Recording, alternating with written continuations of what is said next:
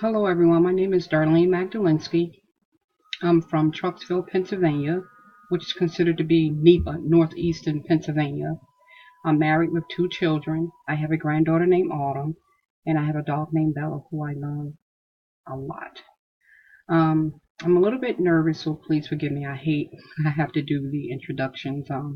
Just seems weird talking in the webcam a little bit. So again, if I'm acting a little bit fidgety or whatever, just please forgive me. Um, I know the professor asked us about 3 questions. So what I have is a double screen that I use for school, and it's really convenient. So I'm going to read off the double screen. So I'm going to turn away a little bit really quick, just to read the 3 questions. Sorry about that. So I know that the teacher asked us describe a work role, past or present, where we have encountered people who are diagnosed with a mental health condition. And I would like to talk about a past work role that I've encountered where people was diagnosed with a mental health conditions. I used to work at a male halfway house where I was a drug and alcohol counselor. Um, and unfortunately, this type of halfway house where I worked at, they considered it to be, if you want to say, bottom of the barrel. So the place where these people stayed at, nobody really wanted them. So they would send them to this particular guy where I worked at. Um, and these type of guys were either homeless, you name it. They, came from jail. They were recommended by parole, probation. They were on medication assisted. They were probably in, like a mental health facility, let's just say 7 days, where they either admitted themselves or they were I don't know if you want to say forcefully admitted, but 302, or, they have different, depends on what state where you're at.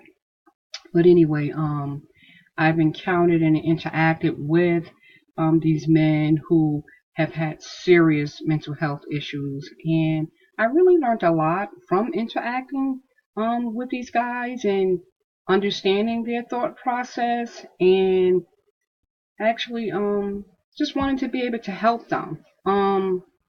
Also, I've dealt with, a lot of the males who had a lot of suicidal ideations, including homicidal ideations. So it was really a great experience for me. So I know it sounds a little bit weird me saying this, but say one man's trash, I guess, is another man's treasure.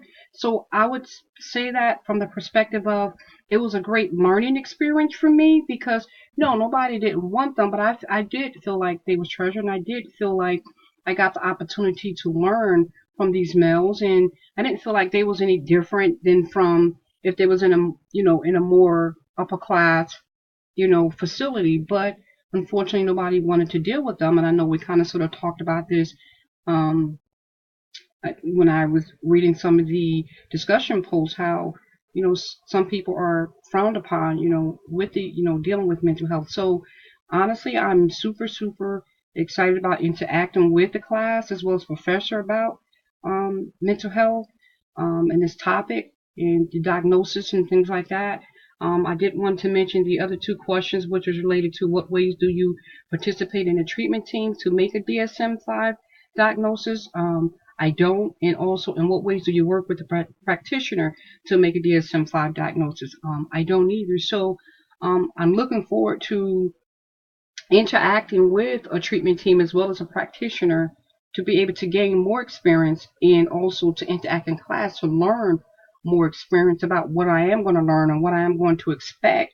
Um, so once I do become a practicing social worker, I will be fully knowledgeable of, again, what I need to expect, when it comes to diagnosing a client as well as working with a team of people. So I look forward to working with everyone, and I wish you the best of luck. Thank you for watching my video.